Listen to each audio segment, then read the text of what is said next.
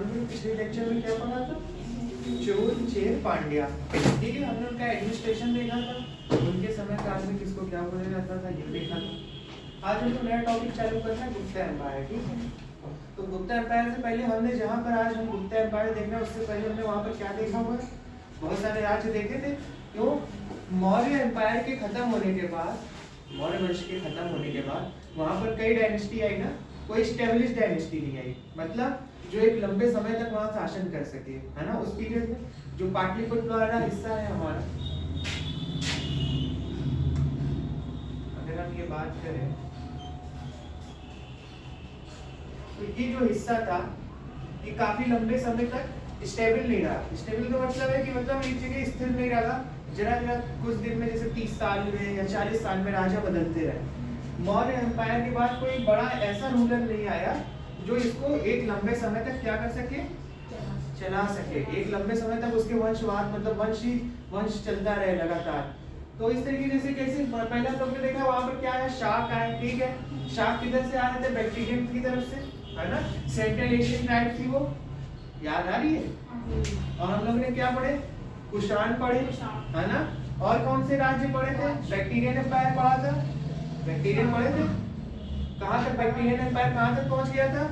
उज्जैन तक, याद आ रहा है। तो हम देख रहे हैं कि थोड़े थोड़े दिन में, और सातवाहना भी पढ़े थे हम लोग ने नीचे साइड पे, साउथ के साइड। तो हम लोग ने कई डायनेस्टी देखी, लेकिन कोई स्टेबल डायनेस्टी नहीं देखी एक लंबे समय तक, एक लंबे काल तक, है ना। उसके बाद फिर हम देखते हैं कि एक लंबे समय के बाद एक डायनेस्टी आ रही है जो कि मौर्य एम्पायर के बाद आ रही है, वो है गुप्ता एम्पायर। उसे गोल्डन पीरियड भी कहते हैं इसका, हिस्ट्री का। हमारी जो पीरियड था जहाँ पर कहते हैं कि भारत का सबसे समृद्ध राज्यपाट जिसे कहा जाए तो वो था, जिनके पे सोने के सिक्के हम लोग को दिखते हैं, ठीक है।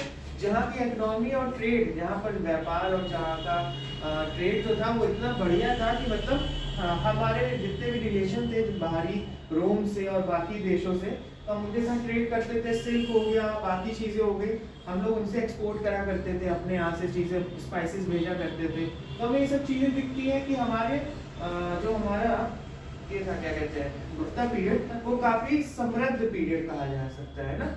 लेकिन गुप्ता पीरियड की कई सारी निगेटिव बातें भी हमें सामने आती है कि गुप्ता पीरियड में हमें दिखता है कि सती जैसी प्रथाएं प्रचलित होने लगती है। हमें कई ऐसे शिलालेख मिलते हैं जहाँ पर हमें लिखे मिलते हैं, जहाँ पर हमें ये बात के सबूत मिलता है कि उस समय पे सती प्रथा जो है वो काफी प्रचलित हो गई थी। वीमेंस की जो मेंबरशिप थी बाकी कामों में या किसी चीज में, वो सब चीजें क्या हो गई थी, डिक्लाइन होने लगी थी। मतलब उनको भागीदारी जो कही जाती है कामों में या पॉलिटिकली, हर चीजों में उनकी चीजें डिक्लाइन होने लगी थी। और कास्ट सिस्टम बहुत ही हाई होने लगा था। अनटचेबल, ये जो नाम है ना, अछूत, तो ये पहली बार शब्द जो है गुप्ता पीरियड में हमें सुनाई देता है। एक लेखक है जो इस शब्द का इस्तेमाल करते हैं, ठीक है। तो ये पूरी स्टोरी इस तरीके चलती है कि अगर हम देख रहे हैं गुप्ता पीरियड, तो गुप्ता पीरियड की जो हमें अब अगर हम देखते हैं कि एक शासन जो है बहुत अच्छे रूप से आगे बढ़ रहा है, लेकिन उसी के साथ साथ क्या देख रहे हैं हम, उसका डिक्लाइन भी देख रहे हैं। डिक्लाइन मतलब डिक्लाइन का कारण क्या है कि कास्ट सिस्टम बहुत तेज बढ़ रहा है, जो वेमेंस की पार्टिसिपेशन है बाकी चीजों में वो डिक्लाइन हो रही है, और सती जैसी प्रथाएं प्रचलित हो रही है कि मतलब दर्दनाक तरीके से जिंदा औरतों को जला दिया जा रहा है, ठीक है। तो ये सब चीजें दिखती हैं। तो आज हम लोग इसी टॉपिक को स्टार्ट करते हैं। तो हेडिंग डाल लो, गुप्ता एम्पायर,